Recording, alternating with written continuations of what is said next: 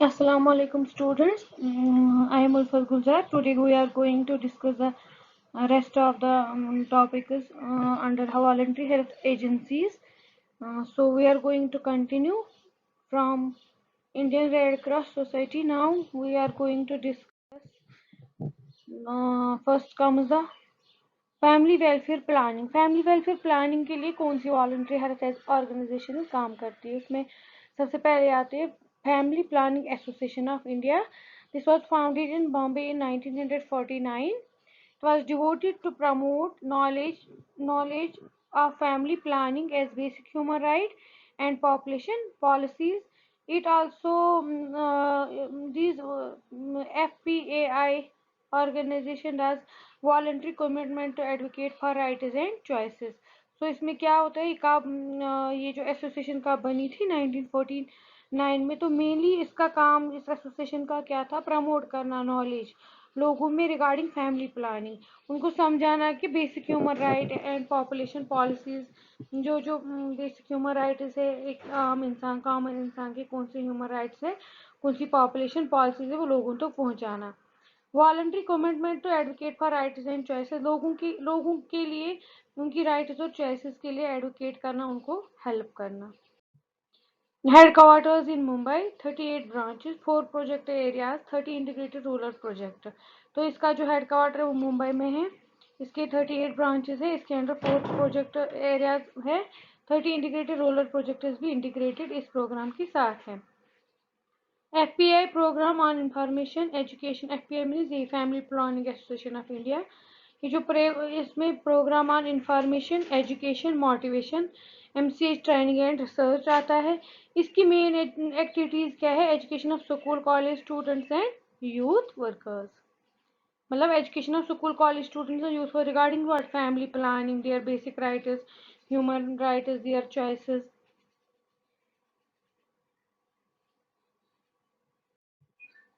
और इसके बाद इनका और क्या काम है? Help couples to plan spacing and number of children.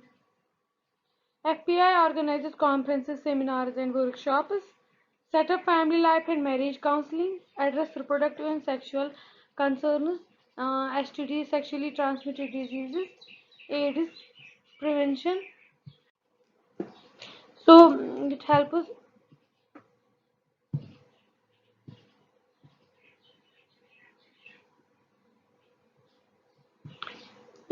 couples to plan spacing and number of children। Couples को हेल्प करती है कि वो स्पेस किस तरह करे, कितने बच्चे रखे। और कॉन्फ्रेंसेस इसके लिए होती है, सेमिनार्स होते हैं, वर्कशॉप्स होते हैं, मैरिज काउंसलिंग होती है, address reproductive and sexual concern, अगर कोई रिप्रोडक्टिव और सेक्सुअल कंसर्न होता है तो उसके लिए भी एड्रेस करते हैं, उनको फिर एजुकेशन देते हैं। STD means sexual transmitted disease and AIDS को प्रिवेंट करने के लिए बहुत सारे मेजर्स यूज होते हैं।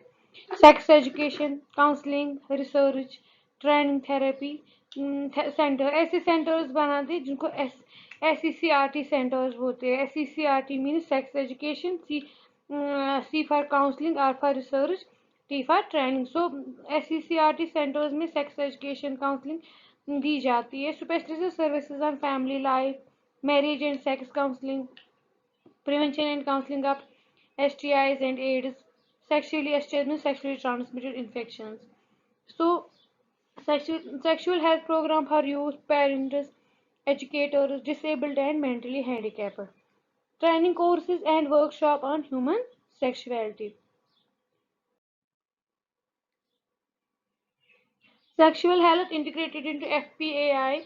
FPA cooperates with government in formulation of policies and programs. तो ये FPA क्या करता है? Family planning association of India में गवर्नमेंट और FPA ऑर्गेनाइजेशन एक साथ मिलके वो पॉलिसीज और प्रोग्राम्स डेवलप करते हैं जो सेक्सुअल हेल्थ के रिलेटेड होते हैं। इन 1991 FPA created network of NGOs for development environment and population called INENGODEP।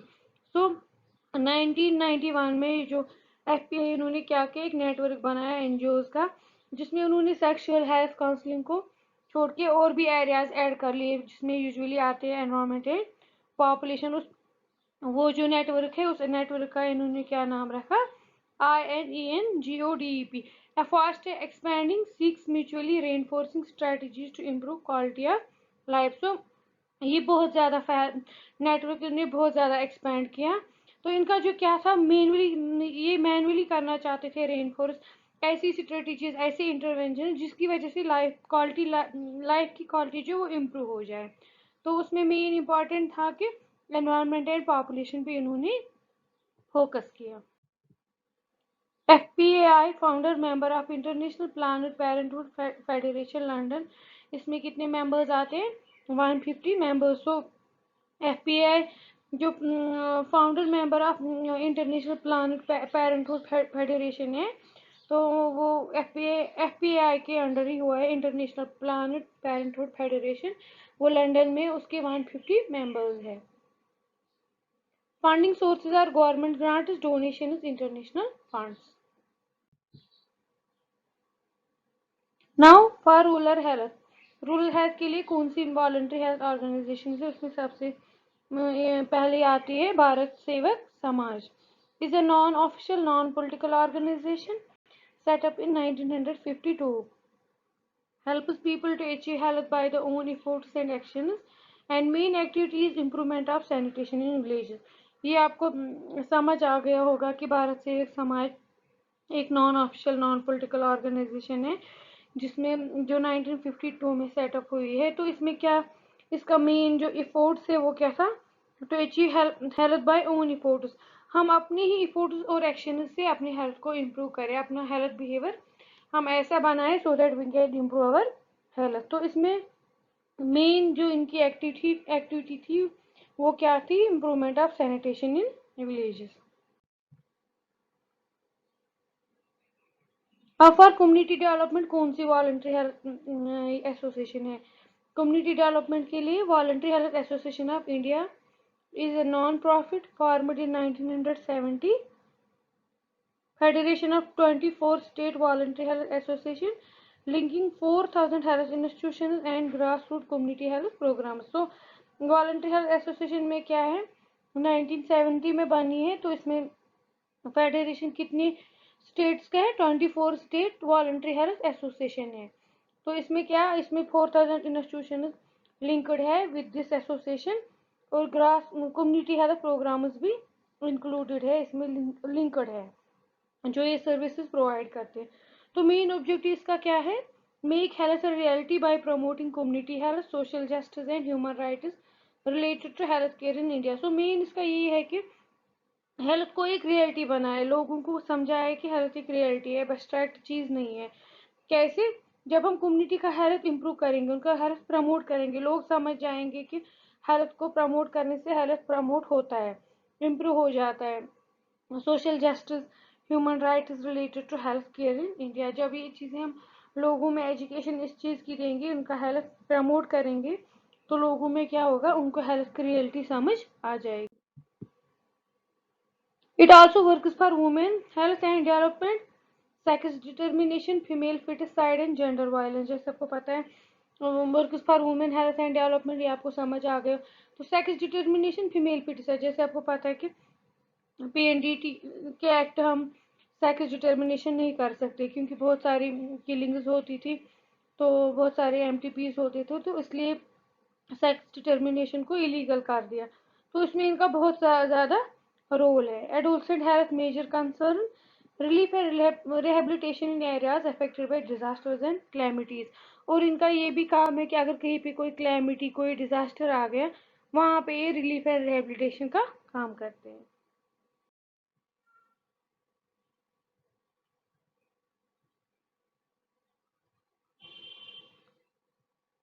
अब फॉर प्रोफेशनल एक्टिविटीज, अभी तक हम जनरल बोल रहे थे कम्युनिटी के लिए, कम्युनिकेबल डिजीज के लिए, नॉन कम्युनिकेबल डिजीज के लिए, वुमेन्स के लिए, चिल्ड्रंस के लिए, ब्लाइंड्स के लिए। तो अब प्रोफेशनल एक्टिविटीज इनकी क्या है? उस प्रोफेशनल एक्टिविटीज के अंदर 3 बॉडीज जो बनी है, जो वॉलंटियरली काम करती है। उसमें पहला आता है Indian medical association, Indian dental association, train nurses association of India. तो इंडियन मेडिकल एसोसिएशन क्या है? ये स्टार्ट हुए 1928 में on the occasion of 5th all India medical conference at Kolkata. तो 5th all India medical conference जब थी तब ये एसोसिएशन बनी है कलकत्ता में। तो इसका मेन ऑब्जेक्टिव क्या था? promotion and advancement of medical and allied sciences in all their different branches, the improvement of public health and medical education in India, the maintenance of honor and dignity of medical profession. So main इसका यही काम था कि जो medical profession और allied science है उनको हम प्रमोट करें, एडवांसमेंट करें उनमें। सिर्फ एक ही ब्रांच नहीं, जो डिफरेंट ब्रांचेस होती है मेडिकल की, उनको हम प्रमोट करें, एडवांसमेंट करें, उनकी ग्रोथ हो जाए। Improvement of public health accordingly जब advancement of medical allied science होगा, प्रमोट होगा, तो पब्लिक हेल्थ भी ओबियसली इम्प्रूव हो जाएगा, मेडिकल एजुकेशन इम्प्रूव हो जाएगी।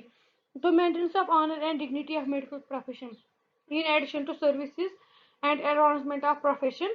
उन्होंने कहा कि honour and dignity of medical profession को हम कैसे उसकी डिग्निटी और ऑनर के को मेंटेन कर सकते हैं, मतलब हमें कौन कौन से प्रोफेशनल एथिक्स कोड्स फॉलो करने चाहिए, किस तरह अपनी प्रोफेशन की डिग्निटी मेंटेन हो सकती है। Headquarter is new Delhi, 1650 branches with a total membership of 215,02,15,000 through the country. तो इसका हेडक्वार्टर न्यू दिल्ली में 1650 ब्रांचेस है। तो इसका थ्रू आउट कंट्री में 2,15,000 ऑलमोस्ट इसके थ्रू आउट मेंबरशिप है। ये पब्लिश करता है scientific journal called journal of Indian medical association. जो journal of medical Indian medical association सबसे बहुत अच्छा जर्नल हमारी कंट्री का है मेडिकल एसोसिएशन का, वो ये पब्लिश करते हैं। योर हेल्थ इन इंग्लिश में एक और जर्नल निकालते हैं योर हेल्थ, जिसका नाम है एंड आपका स्वास्थ्य in Hindi are published regularly and cater to health education needs of the lay public। Means कि ऐसे जर्नल्स निकालते हैं जो इंग्लिश में भी होते हैं हिंदी में, सो दैट हेल्थ एजुकेशन की नीड्स एक आम इंसान ले पब्लिक में जिसको हेल्थ का नॉलेज नहीं है उसको भी ये समझ आ जाए कि हेल्थ को हम कैसे कर सकते हैं, हमारी हेल्थ नीड्स कैसे। इसलिए ये इंग्लिश में भी आता है और हिंदी में भी आता है। Relief camp during natural calamities, उसके बाद भी मेडिकल एसोसिएशन क्या करता है, रिलीफ कैंप अगर नेचुरल कैलेमिटी, जैसे आज नेचुरल कैलेमिटी है, ये बायोलॉजिकल कैलेमिटी है, तो इसको भी हम कैलेमिटी ही बोलते हैं, जैसे आज कोरोना वायरस है। Health checkup camps, blood donation camps and screening camps. Next is Indian dental association. ये भी एक एसोसिएशन है जिसके अंदर उसका क्या काम है, setting up quality standards in professional education in dental profession, dental checkups, awareness programmes are conducted. तो इसमें भी प्रोफेशनल एजुकेशन की क्वालिटी, उनकी स्टैंडर्ड्स को सेटअप करने के लिए, उनको मेंटेन करने के लिए ये एसोसिएशन काम करता है। उसके बगैर डेंटल चेकअप्स होते हैं एसोसिएशन के थ्रू, अवेयरनेस प्रोग्राम्स होते हैं ताकि लोगों को पता चले regarding the dental health. Next is train nurses association of India. Train nurses of association of India, जैसे आपको पता होता है जो भी नर्सेज पास आउट होती है उनको एक रजिस्ट्रेशन करनी होती है TNAI के साथ, तो उनका फिर क्या होता है, उनको एक TNAI नंबर मिल जाता है। सो फॉर्मेट इन 1952। ऑब्जेक्टिव इसके क्या है, नर्सिंग केयर ऑफ चिल्ड्रन, बच्चों का केयर करना, care of elderly, blood donation camps, first aid facilities, vocational rehabilitation, relief work with red cross, IMA। So in short जो एसोसिएशन है इसका काम होता है कि बच्चे बूढ़ों, अगर कहीं पे कैंप है, फर्स्ट एड फैसिलिटी है, कहीं पे कोई वोकेशनल रिहेबिलिटेशन की ज़रूरत है, या कभी कभी रेड क्रॉस के साथ काम करना पड़े, तो उसके उस टाइम पे ट्रेनिंग नर्सेज TNAI जो होता है ये उस टाइम हेल्प प्रोवाइड करते हैं। So this was about the voluntary associations in India. So now I will tell you some associations, international voluntary health organizations that are working at the international level. So international level पे मैंने आपको परसों ही बोला, जो Indian red cross है वो international level पे, उसका फिर हमारे इंडिया में भी ब्रांच है, हम उसको फिर इंडियन रेड क्रॉस बोलते हैं, लेकिन एक्चुअली जो रेड क्रॉस है वो वॉलंटरी हेल्थ ऑर्गेनाइजेशन है, लेकिन इंटरनेशनल लेवल की। तो next is Rotary. Rotary international organisation is a service club formed in 1905, headquarters in Illinois Saint Paul. तो ये जो है ये एक क्लब होता है जिसमें बहुत सारे मेंबर्स होते हैं। तो ये 1905 में फॉर्म हुई है। इसका जो हेड क्वार्टर वो इलिनियस में है and Paul P Harris was the founder. जो पॉल पी हैरिस था वो इसका फाउंडर था।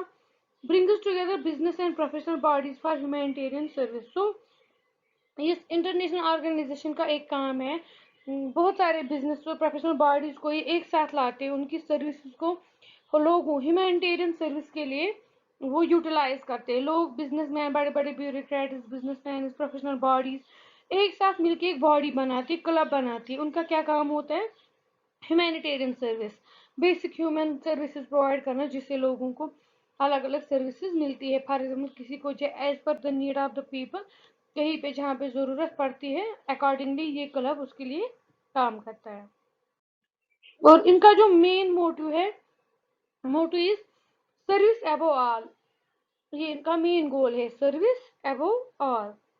तो इनका जो current global project is polio plus. जो पोलियो प्लस प्रोग्राम होता है उसमें इस रोटरी ऑर्गेनाइजेशन का बहुत इंपॉर्टेंट रोल है। Other programmes are Rotary youth exchange and scholarship centres for international studies. तो उसके बगैर भी ये स्कॉलरशिप प्रोवाइड करते हैं, सेंटर प्रोवाइड करते हैं फॉर अगर किसी को इंटरनेशनल स्टडी करनी हो। Next is Lions Club International. तो वो this was formed in 1917। So motto is we serve, मतलब ये सर्व करते हैं चाहे जहाँ पे भी जरूरत पड़े, ये सर्व करते हैं। इसके हेडक्वार्टर्स यूएसए में है। Major initiatives are sight first programme, childhood blindness project. So इनका मेजर इनिशिएटिव्स क्या है?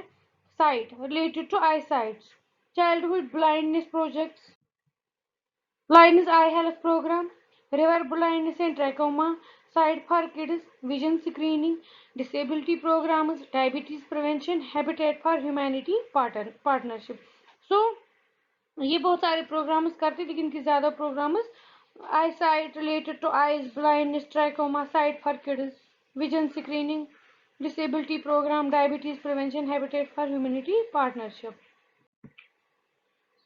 So this was all about my topic. I have discussed with you the different voluntary health organizations which are involved in providing the services in the health sector through different means, through different associations and through different corporations. So different societies and different organizations and different associations are providing different services. In short, the main goal is to cater the humanity, provide better services and minimize the suffering. So this was all about my today's topic. Hope you have understood. You can refer K Park, Preventive Social Medicine by K Park. You can refer that book.